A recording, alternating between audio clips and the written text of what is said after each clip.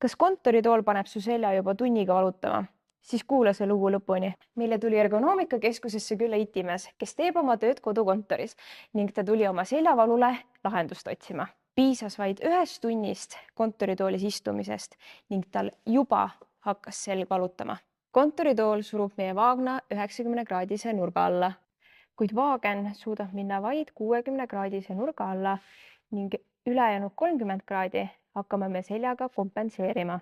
Seetõttu disk sopistub ja hakkab suruma seljanärvile. Sadultoolis saab meie vaagen olla loomupärases asendis, nii nagu ka minul püsti seistes. Klient sai proovida erinevaid sadultoole ning ta võttis ühe nendest nädalaks kodukontorisse kaasa.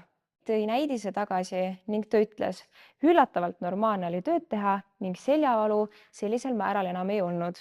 Klient läks koju oma isikliku sadultooliga. Kui see teema kõnetas sind, siis tule meile külla.